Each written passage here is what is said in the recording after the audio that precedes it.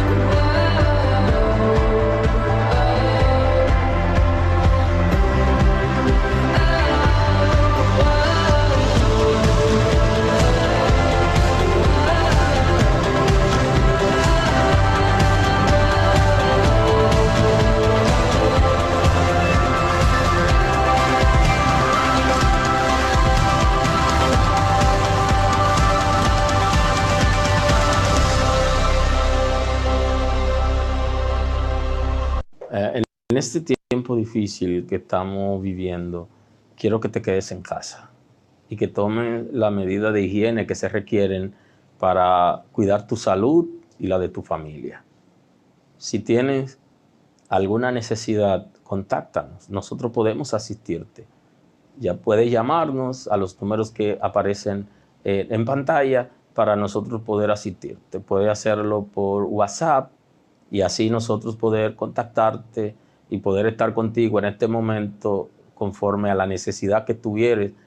Cuenta con nosotros. Hay alguien que quiere bendecir tu vida y que quiere estar contigo en este tiempo difícil. Esperamos que el Señor nos ayude a salir de la crisis que estamos viviendo en este tiempo y salir victoriosos, con su cuidado, con su seguridad, con su bendición. No deje de contactarnos.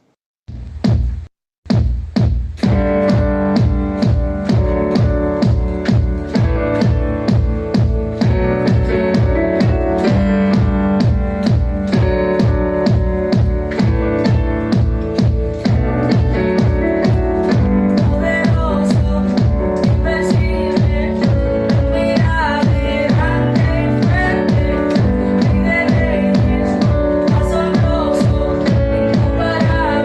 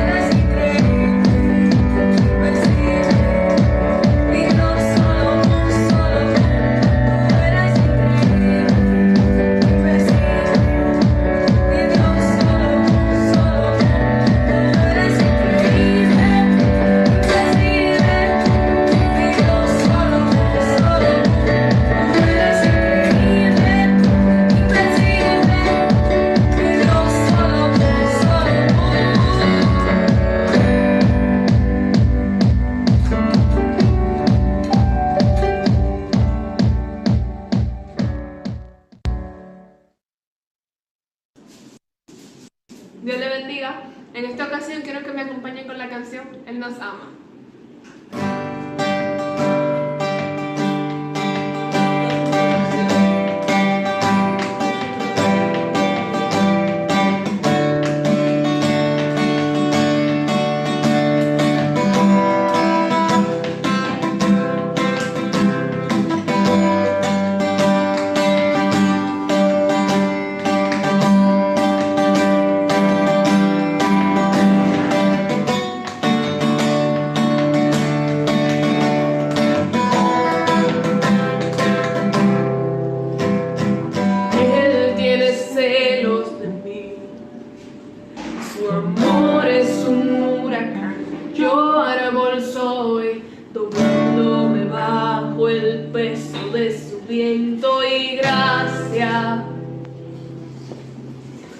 Y así de repente ya no recuerdo que canción empezaba en gloria.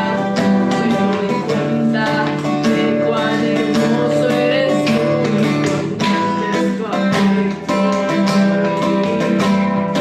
Oh, Él nos ama,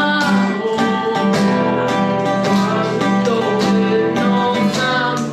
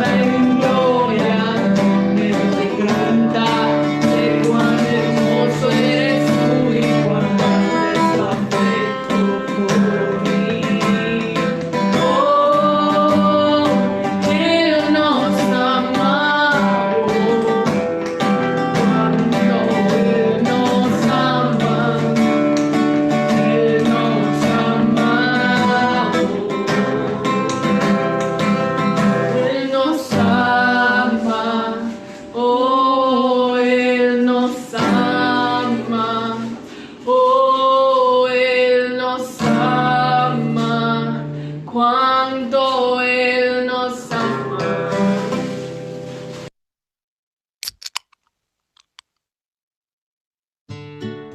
La Biblia es muy clara con respecto al plan de Dios para nuestras vidas.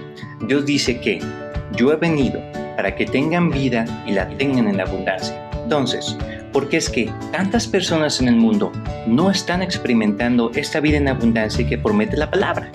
Bueno, porque todos hemos pecado y nuestro pecado nos separa de Dios. ¿Todos me incluye a mí? Claro que me incluye a mí. ¿Todos te incluye a ti? Claro que te incluye a ti. Después de la muerte física seremos juzgados por nuestro pecado, y la paga del pecado es muerte espiritual. Todo esto es fácil y sencillo de entender por medio de una ilustración. Imaginemos que aquí está el hombre, y aquí está Dios. El hombre es pecador, y Dios es santo. Nuestro pecado nos separa de Dios, y nos condena a muerte. Ahora, el hombre siempre ha intentado llegar a Dios, y cruzar este abismo que nos separa de Él y alcanzar esta vida en abundancia de la que se habla, intentando hacer puentes a través de la religión, la filosofía, las buenas obras o por medio de tantas pseudo-doctrinas que evocan al esfuerzo humano y al poder de tu interior. pero ninguno de estos es ni será suficiente para llegar a Dios. Y lo dice la palabra. La Biblia deja claro que no es por obras ni nada que nosotros podamos hacer. Entonces, viendo este problema, Dios nos da la solución. La Biblia afirma que Cristo murió en nuestro lugar. Dios ya cruzó este abismo que nos separaba de Él al enviar a su Hijo Jesús a morir y pagar por nosotros. Y no solo murió por nosotros, sino que resucitó mostrando que Él es Dios. Y ahora nos ofrece esta vida en abundancia. La Biblia afirma que Jesús es el camino, la verdad y la vida, y solamente por Él se llega al Padre. No dijo, soy uno de los caminos, dijo, soy el camino y solamente por mí. Ahora, me podrás decir con justa razón, todo esto yo ya lo sabía desde pequeño. Bueno, déjate doy una ilustración. Si el médico llega y te dice, mira, esta medicina te va a curar de la enfermedad de muerte que tienes. Tú como paciente la ves, la analizas y dices, sí, esto me va a curar de la enfermedad de muerte que tengo. Muy bien. Y la pongo sobre la mesa. ¿Ya con esto ya no me morí? Claro que me voy a morir si nada más sé que me va a curar, pero no la tomo. Es lo mismo para con Dios. No basta con saberlo intelectualmente. Tienes que tomarlo, tienes que recibirlo. Con una medicina es fácil, literalmente la tomas. Pero ¿cómo tomas este regalo de Dios? Jesús nos asegura que el que oye su palabra y crea al que le envió, tiene vida eterna. No vendrá a condenación, mas ha pasado de muerte a vida. Y también afirma que, mas a todos los que le recibieron, a los que creen en su nombre, les dio potestad de ser hechos hijos de Dios. ¿Cómo tomas este regalo de Dios? Creyendo y recibiendo a Jesús por medio de la fe. Creyendo que Él es quien dice ser y que va a cumplir lo que ha prometido. Y esta es la palabra de fe, que si confesares con tu boca que Jesús es el Señor y creyeres en tu corazón que Dios lo levantó de los muertos, serás salvo. Cristo ya cruzó el abismo que nos separaba de Dios. Murió por nuestros pecados conforme a su promesa. Fue sepultado y resucitó al tercer día. Ve con Dios y dile, Jesús, reconozco que soy pecador, merezco la muerte eterna y me arrepiento de mis pecados. Comprendo que yo no puedo salvarme con nada que yo haga, pero tú moriste en mi lugar y resucitaste. Quiero recibir tu regalo de salvación que tú me das por amor por medio de tu Hijo. Te reconozco como mi Señor, el dueño de mi vida y mi Salvador.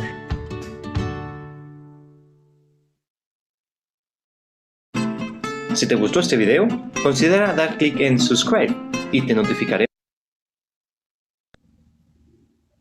Dios bendiga.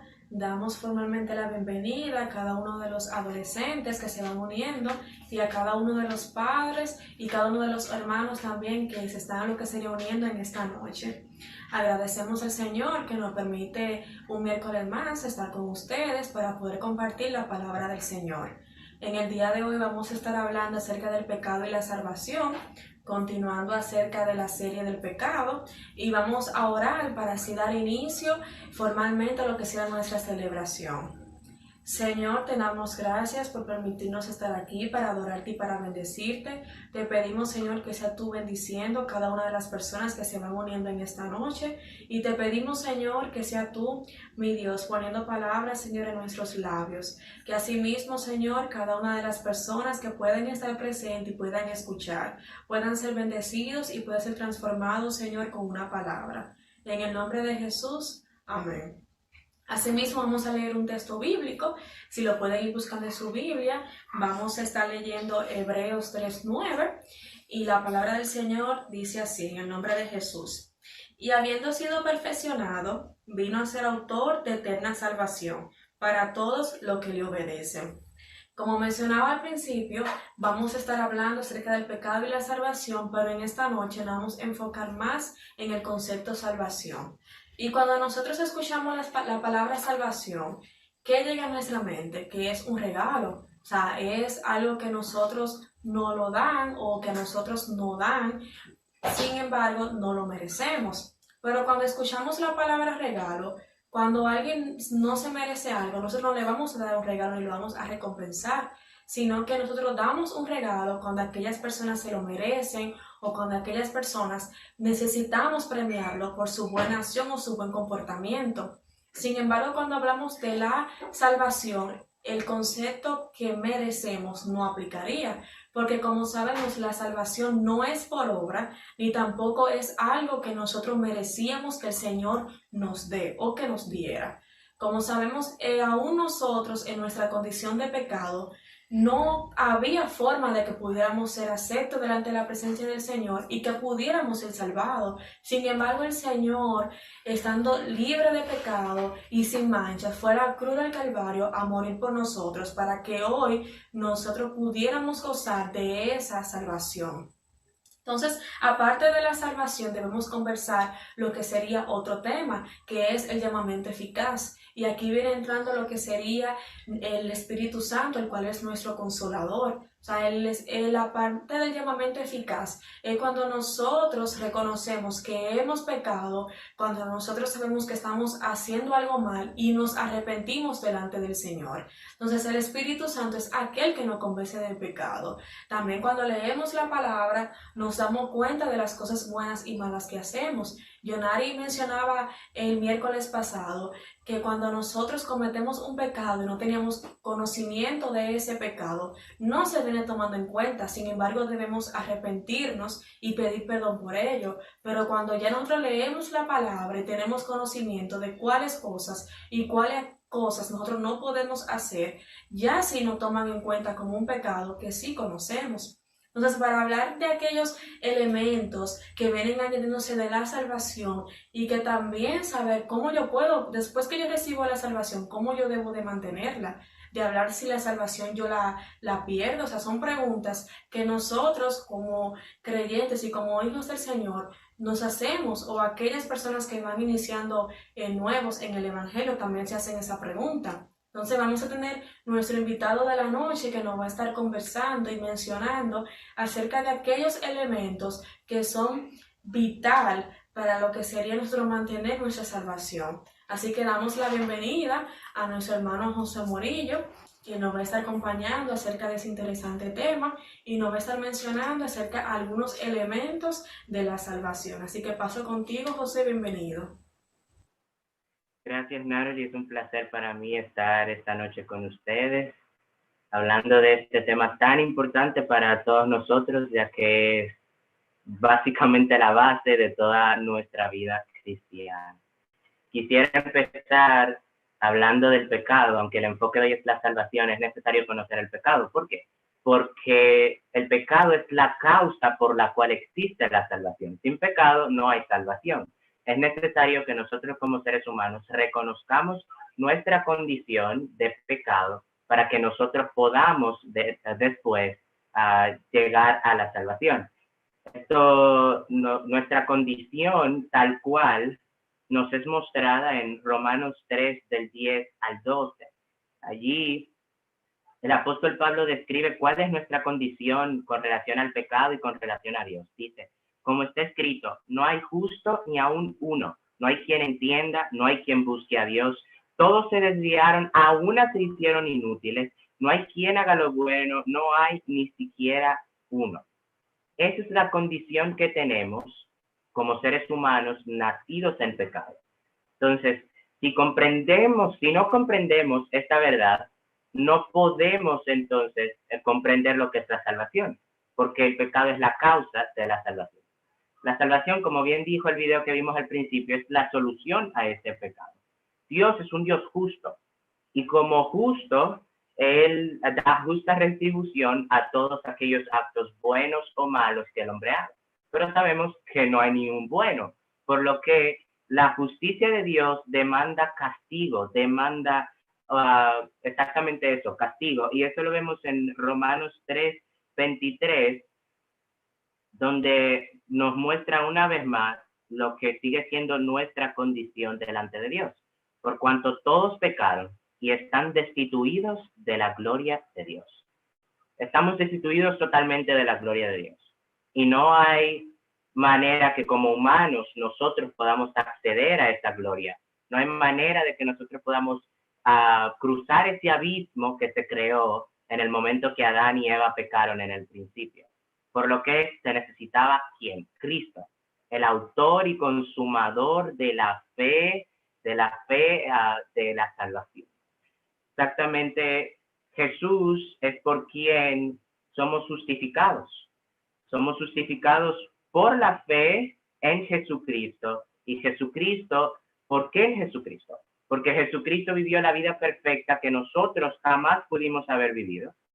Porque Jesucristo caminó fielmente ante la vista del Padre, viviendo una vida que nosotros debimos haber vivido, pero que no pudimos vivir. Entonces, Él no solamente la vivió, sino que Él sufrió también la condenación que nosotros debimos haber sufrido. Y ahí también se cumple la justicia de Dios. Era necesario la retribución por los pecados. Era necesaria que estos pecados que habíamos cometido fueran justamente retribuidos y castigados. Y Jesús vino a consumar la justicia de Dios, a ser el objeto sobre el cual los pecados de nosotros fueron sobre él expiados. Él fue ese puente y a través de él, por medio de la fe, venimos a ser justificados. ¿Y qué es la justificación?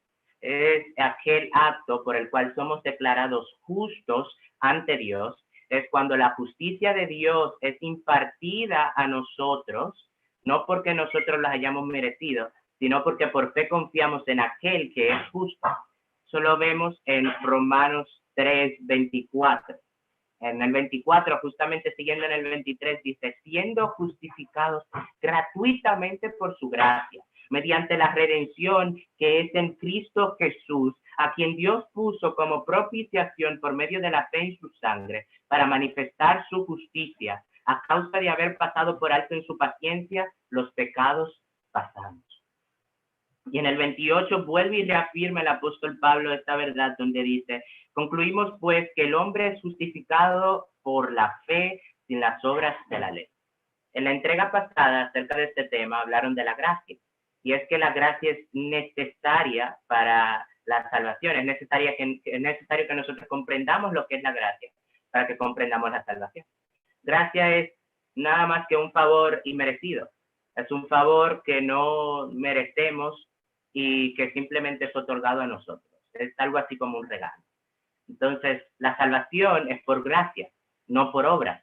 Nosotros jamás vamos a llegar al estándar de perfección de Dios y por lo tanto jamás vamos a poder cruzar ese abismo que existe entre Dios y nosotros, sino que Dios mismo tomó la iniciativa en la salvación, ofreciendo a su Hijo para que nosotros ahora, poniendo nuestra fe en Él, en aquel que vivió la vida perfecta, en aquel que murió la muerte que nosotros debimos morir y que resucitó haciendo perfecto el sacrificio, entonces nosotros podamos ser salvos. Pero ese no es el único elemento de la salvación. Tenemos muchísimos más elementos. Nos tomaría realmente mucho tiempo desglosar todo esto. Y vamos a ir bien resumidamente a través de unos cuantos. Empezamos con la justificación, pero ahora vamos a la regeneración. ¿Y qué es la regeneración? Como su mismo nombre lo dice, regeneración. Re es volver, generación es cuando se crea algo. Entonces, en el caso de nosotros, se crea una nueva vida. Es el acto por el cual el Espíritu Santo crea en nosotros una nueva vida, una nueva naturaleza, y somos nacidos de nuevo. El apóstol, en el Evangelio según San Juan, Jesús, teniendo una charla con Nicodemo, le dice lo siguiente, en Juan capítulo 3, versículo 3, encontramos que Jesús dice, de cierto te digo, que el que no naciere de nuevo no puede ver el reino de Dios. Es necesario que nosotros nazcamos de nuevo para que nosotros podamos ver el reino de Dios y ser salvos. Pero, ¿a qué se refiere este nuevo nacimiento? Yo creo que la mejor explicación de lo que pasa en la regeneración es dada no en el Nuevo Testamento, sino en el Antiguo Testamento, cuando el profeta Ezequiel, profetizando acerca de lo que iba a ser el nuevo pacto, dice esto en Ezequiel 36, 26 al 27, donde encontramos la siguiente explicación de lo que es la regeneración. Os daré corazón nuevo y pondré espíritu nuevo dentro de vosotros y quitaré de vuestra carne el corazón de piedra y os daré un corazón de carne y pondré dentro de vosotros mi espíritu y haré que andéis en mis estatutos y guardéis mis preceptos y los pongáis por obra. Qué gran explicación de lo que es la regeneración. Porque es justamente eso, es el acto por el cual el Espíritu Santo cambia nuestro corazón, un corazón incrédulo de piedra que no puede vivir para Dios, que no desea a Dios, sino que lo aborrece porque quiere mantenerse en su oscuridad, en su pecado, lo cambia por un corazón sensible, un corazón de carne, un corazón que ahora sí responde y desea a Dios. Acompañado además por el nuevo hábitat del Espíritu Santo en nuestros corazones, en nuestro ser, como bien lo dice el profeta Ezequiel, y pondré dentro de vosotros mi espíritu. Ya no vamos a caminar solos, sino que ahora el Espíritu Santo va a estar dentro de nosotros. ¿Para qué? Para que andéis en mis estatutos y guardéis mis preceptos y los pongáis por obra. Nosotros por nosotros mismos jamás pudimos haber hecho esto. Por eso era necesario que algo trascendente a nuestra naturaleza, algo que va por encima de lo que nosotros podamos hacer, interviniera en nosotros. Y ahí fue que intervino el Espíritu Santo. Cuando somos regenerados, el Espíritu Santo no solamente cambia nuestra naturaleza, sino que viene a morar dentro de nosotros. Y cuando mora dentro de nosotros, nos habilita para vivir en los preceptos y los mandamientos de Dios, cosa que en nuestra antigua condición jamás pudimos haber hecho o vivido. Y esto nos lleva a Tito 3, del 4 al 7, y aquí se nos unen lo que son los conceptos justificación y regeneración. En Tito 3, del 4 al 7, encontramos lo siguiente. Perdón, denme un segundo. Ok, en Tito 3, del 4 al 7, dice lo siguiente. Pero cuando se manifestó la bondad de Dios nuestro Salvador y su amor para con los hombres, nos salvó. No por obras de justicia que nosotros hubiéramos hecho, sino por su misericordia, por el lavamiento de la regeneración y por la renovación en el Espíritu Santo, el cual derramó en nosotros abundantemente por Jesucristo nuestro Salvador, para que justificados por su gracia, viniésemos a ser herederos conforme a la esperanza de la vida eterna. Y aquí se nos introduce el tercer elemento del cual vamos a estar hablando el día de hoy, que es la adopción. Fíjense cómo termina Tito en el versículo 7, para que viniésemos a ser herederos conforme a la esperanza de la vida eterna. Herederos, ¿quiénes son los que heredan? Los hijos. Entonces, nosotros, por medio de Jesucristo, también venimos a ser hijos de Dios. Como bien lo explica el apóstol Juan o Jesús en Juan 1:12, donde dice, mas a todos los que les recibieron, a los que creen en su nombre, les dio potestad de ser hechos hijos de Dios. E importante es lo que sigue después, porque ahí se nos habla de nuevo acerca de la regeneración que es necesaria antes de poder ser hijos de Dios. ¿Qué dice el 13? Los cuales no son engendrados de carne, ni de voluntad de sangre, ni de voluntad de carne, ni de voluntad de varón, sino de Dios. No son engendrados según la voluntad humana, no son nacidos de hombres, sino nacidos de Dios.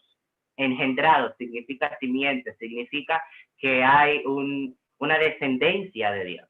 En este caso, eso ocurre en el nuevo nacimiento, que es donde la simiente de Dios se planta en nosotros. Y entonces nosotros, el Espíritu Santo, da testimonio de que somos hijos de Dios. Y eso también lo vemos en Romanos 8:15. Nuestra posición como hijos de Dios es atestiguada por el Espíritu Santo que habita en nosotros. En Romanos 8:15 dice, pues no habéis recibido el espíritu de esclavitud para estar otra vez en temor, sino que habéis recibido el Espíritu de adopción por el cual clamamos, Abba, Padre. Y si nos fijamos en el versículo anterior, dice, porque todos los que son guiados por el Espíritu de Dios, estos son hijos de Dios. Entonces, los hijos de Dios son aquellos que son guiados, transformados por el Espíritu Santo por medio de la regeneración, donde ya no somos nosotros los que vivimos para nosotros, sino que el Espíritu Santo ahora habita en nosotros para que podamos vivir una vida agradable a Dios. Y viviendo esta vida, después de haber recibido esta regeneración, entonces somos llamados hijos de Dios. Somos herederos de la promesa, coherederos con Cristo. Aquí Jesús, Dios mismo envió a su Hijo para que a través de la muerte de su Hijo, nosotros podamos ser llamados hijos suyos. La adopción es una posición delante de Dios. Es la posición en la cual nosotros ya no nos encontramos como lejanos, como gente de fuera, sino que ahora formamos parte de la familia de Dios. ¿Y qué es una familia? Es el núcleo de una sociedad.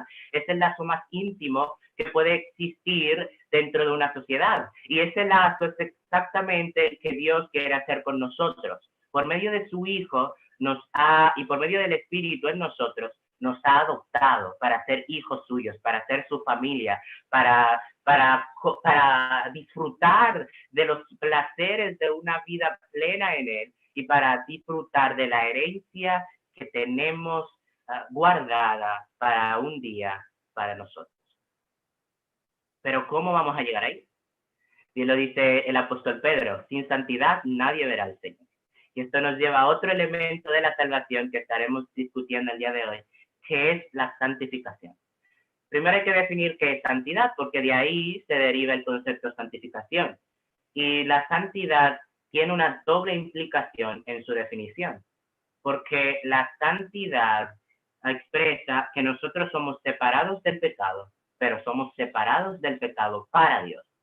No solamente somos separados de nuestra condición, sino que somos separados de nuestra condición para vivir y para ser instrumentos de Dios.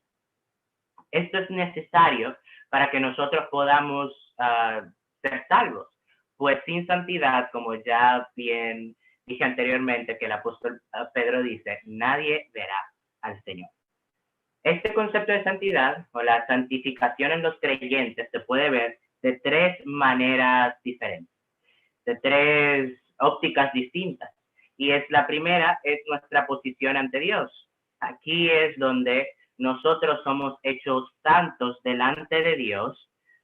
Esto se puede, de alguna manera, tiene mucho que ver con lo que es la justificación, que es un asunto de posición delante de Dios, donde ya no somos más pecadores, no somos más merecedores de la justicia de Dios, sino que ahora somos beneficiarios de la justicia de Dios porque somos inocentes.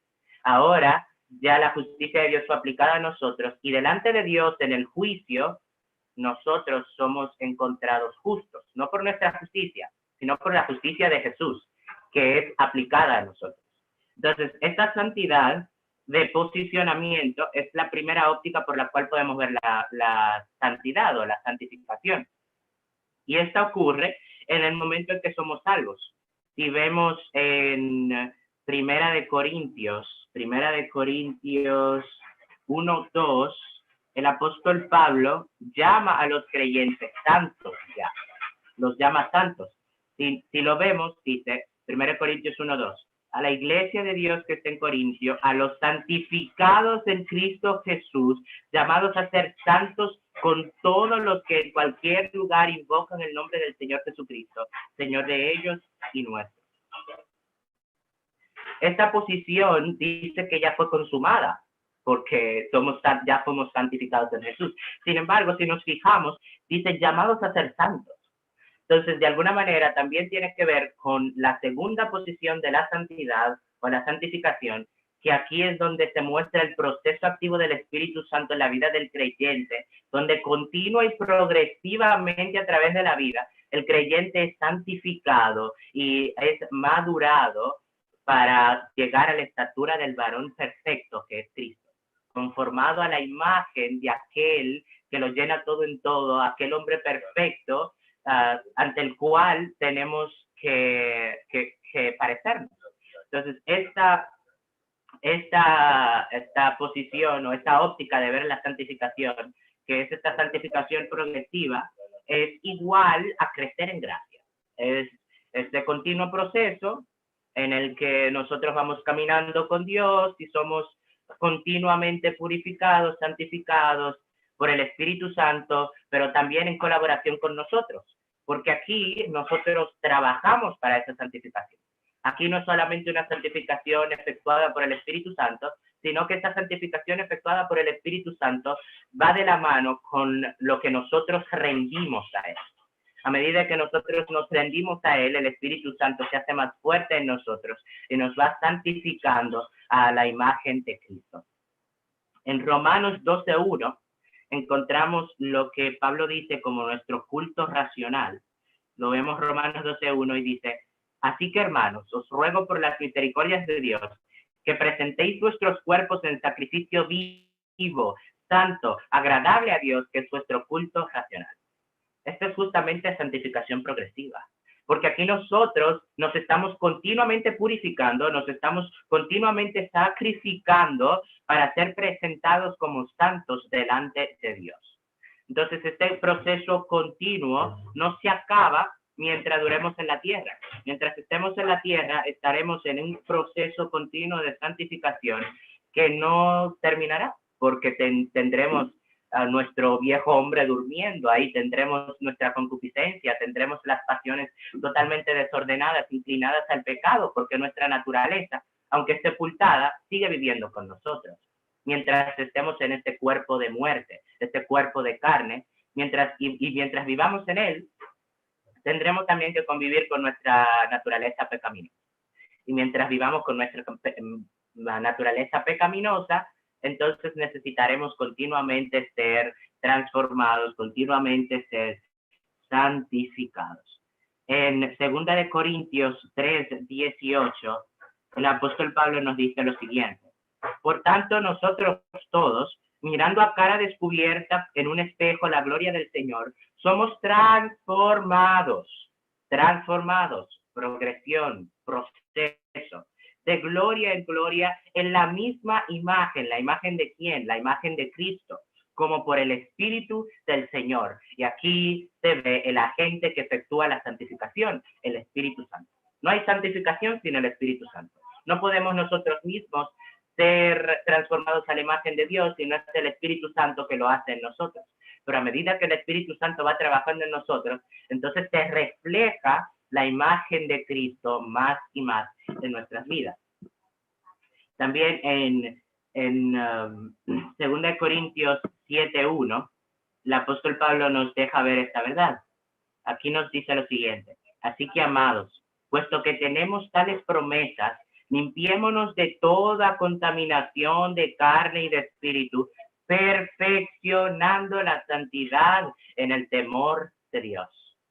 Y aquí es el llamado a nosotros, como seres humanos, como ya sido regenerados, a actuar en pos de esa obra grandiosa de Dios y de esas promesas que tenemos en él.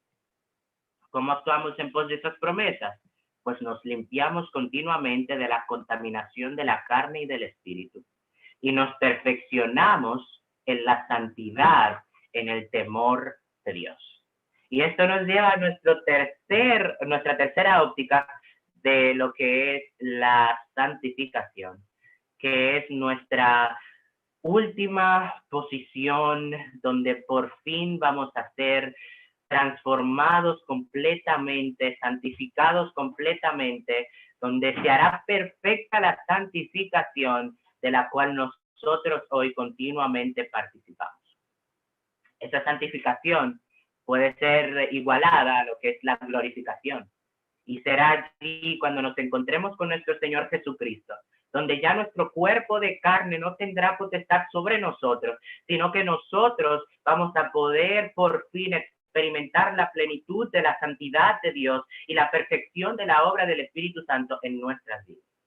Esto lo vemos en 1 Corintios 15, del 51 al 54.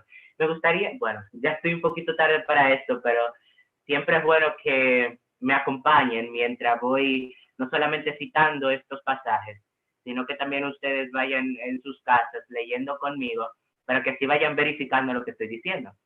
Porque no hay infalibilidad en mis palabras, solamente la palabra de Dios es infalible y a ella es que vamos para encontrar respuestas a todas nuestras preguntas y para encontrar la perfecta respuesta a lo que es la salvación. Entonces, 1 Corintios 15, del 51 al 54, nos dice lo siguiente. He aquí os digo un misterio. No todos dormiremos, pero todos seremos transformados.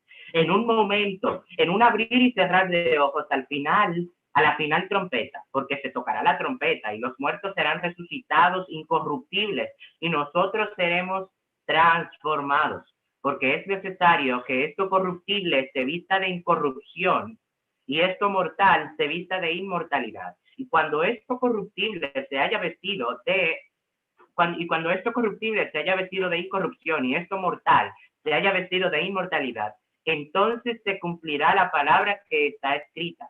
Sórbida es la muerte en victoria. Allí por fin tendremos la victoria completa.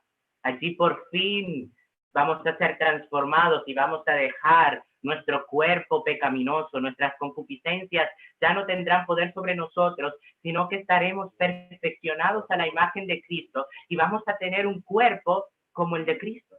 Así nos lo dice el apóstol Juan en su primera carta, en el capítulo 3, versículo 2. Allí el apóstol Juan nos dice lo siguiente. Amados, ahora somos hijos de Dios y aún no se ha manifestado lo que hemos de ser, pero sabemos que cuando Él se manifieste, es decir, cuando Cristo venga por su iglesia y seremos arrebatados y podamos verlo a Él, entonces seremos semejantes a Él. Tendremos un cuerpo similar al de Cristo, donde ya la muerte no tendrá potestad sobre nosotros, sino que viviremos en plena santidad, en plena perfección delante de Él para siempre. Con esto le paso a Aracelis, si hay alguna pregunta en el chat, alguna duda que alguno de los muchachos podría tener. Este es el momento. Si tienen alguna pregunta. Gloria al Señor. Gracias, Josué. Estoy por aquí. Justamente en el chat tenemos unas cuantas preguntas que los chicos o el público quiere hacerte. Y la primera pregunta, sabemos que la palabra nos dice que nosotros debemos de confesar. El que viene a Cristo tiene que confesar a Cristo, ¿verdad? Con su boca y creerlo en el corazón. Y una de las personas tiene una pregunta y la pregunta es, ¿una persona puede estar enferma sin poder hablar y aceptar al Señor y ser salvo? Claro que sí. Si bien el apóstol Pablo en Romanos 10 decía, si confesares con tu boca que Jesucristo es el Señor, y si creyeres en tu corazón que Él le resucitó de los muertos, serás salvo. Aunque él se refería en términos generales a la confesión de nuestra boca, realmente la raíz de todo está en el corazón. Está en creer por fe que Jesucristo es el Hijo de Dios, que solamente en Él hay salvación. Entonces, una vez creído esto, lo confesamos. Es un producto de lo que ya ha ocurrido en nuestro corazón y de la posición que ya tenemos ante el gran sacrificio de Cristo. Simplemente la confesión es una respuesta, es la respuesta natural que le sigue a la creencia, a la fe. Entonces, una persona que no esté en capacidad de hablar, no porque no esté en capacidad de hablar, no esté en capacidad de creer. Y si en su corazón la persona cree en Jesucristo y cree que solamente en Él hay salvación y que Él murió y que Él resucitó de los muertos, entonces será salvo. Dios es un Dios justo, Dios también es un Dios misericordioso. Y como Dios es justo y misericordioso, Él no te va a pedir cosas que tú no puedes hacer. Un humano, una persona enferma, sin poder hablar, o no, vamos a irnos a un caso más común. digamos que sea un sordomudo, una persona que no tiene la habilidad de hablar, porque no puede hablar, no puede ser salvo. Claro que no, porque puede creer en su corazón y puede creer que Jesucristo es el único medio para la salvación, y eso es lo que se necesita para ser salvo. Bien, tenemos otra pregunta. Dice, ¿cuáles son las muestras o frutos de una persona para conocer o darse cuenta que ha sido regenerado? Muy buena pregunta. Porque vivimos realmente en un mundo, por decirlo así, un mundo religioso, en el cual muchos profesan de boca servir al Señor, pero su corazón está lejos de él. Como bien lo decía el profeta, muchos de labios me honran, pero su corazón está lejos de mí. Así hay mucha gente en las iglesias que de labios pudieran honrar al Señor, pero su corazón está muy lejos de él. Y esto, lo que sería el fruto o lo que vendría siendo la muestra de la regeneración o la muestra de la salvación, la vemos en Gálatas 5. Gálatas 5, 22 y 23 nos dice cuál es el fruto que produce el Espíritu en nosotros. Vamos a leerlo bien rapidito porque ya nos están diciendo que estamos cortos de tiempo. Y dice, mas el fruto del Espíritu es amor, gozo, paz, paciencia, benignidad, bondad, fe, mansedumbre, templanza. Contra tales cosas no hay ley. Pero los que son de Cristo, es decir, los que están salvos y regenerados, han crucificado la carne con sus pasiones y deseos. Si vivimos por el Espíritu, andemos también por el Espíritu. La muestra de que hemos sido regenerados es que andamos en el Espíritu y mostramos el fruto que el Espíritu produce en nosotros. Bien, otra pregunta. Dice, ¿cuáles son los resultados del corazón del hombre que manifiesta una santificación en el exterior?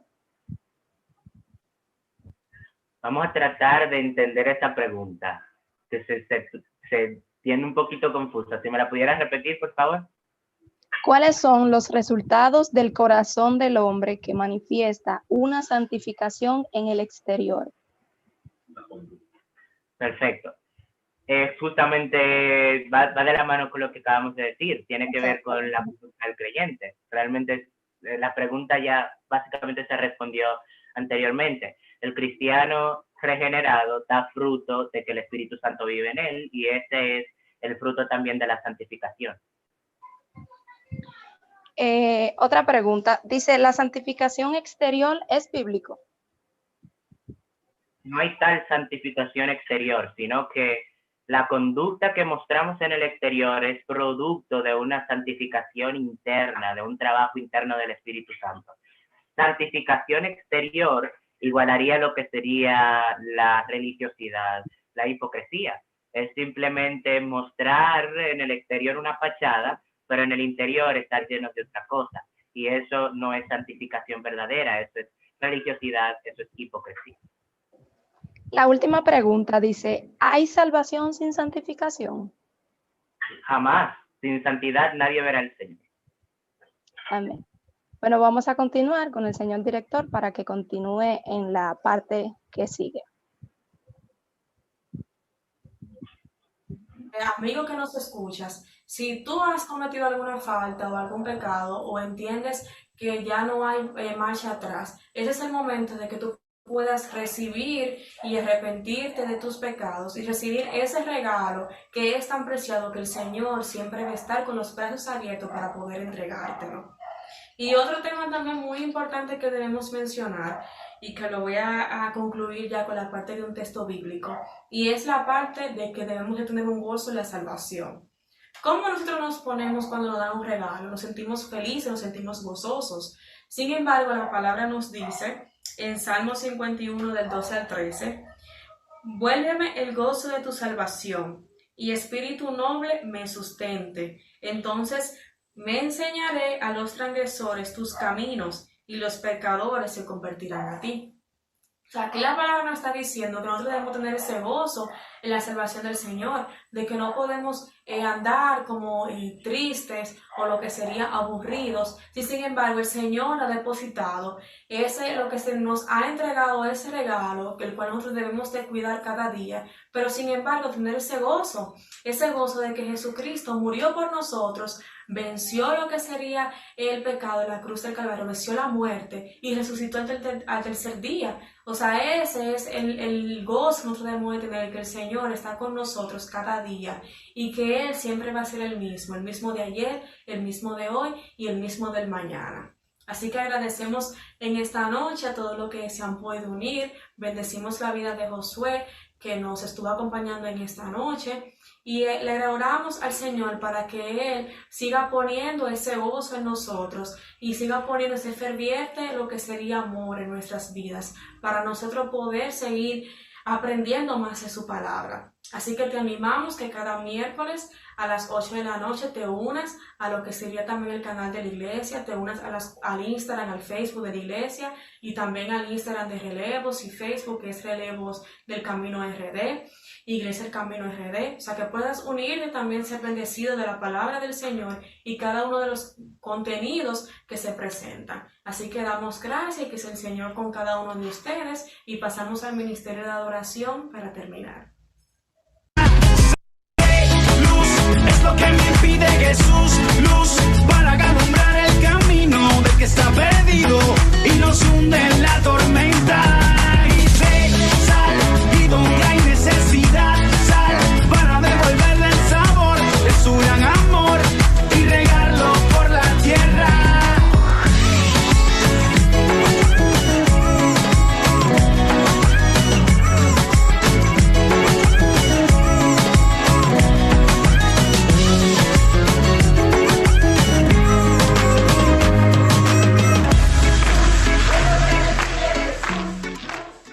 Gracias, misericordia y paz con ustedes. Queremos que nos sigan a través de nuestro canal de YouTube, que tenemos a las 7 de la mañana, tenemos devocional y pueden compartir con nosotros la oración, como también los jueves tenemos la dinámica de escatología contemporánea, analizando los acontecimientos mundiales actuales frente a las Sagradas Escrituras. Pero también los sábados tenemos una dinámica especial en la que nosotros queremos que ustedes se involucren y puedan participar también los domingos a las 6 de la tarde con nuestra celebración como de costumbre. Así también quisiera que puedan estar al tanto de la celebración de las parejas, de las mujeres, de los hombres de la casa, como también los jóvenes, los adolescentes y los niños, que estamos conectados a través de Facebook, de Instagram, también estamos a través de nuestro canal de YouTube y por Twitter. Así que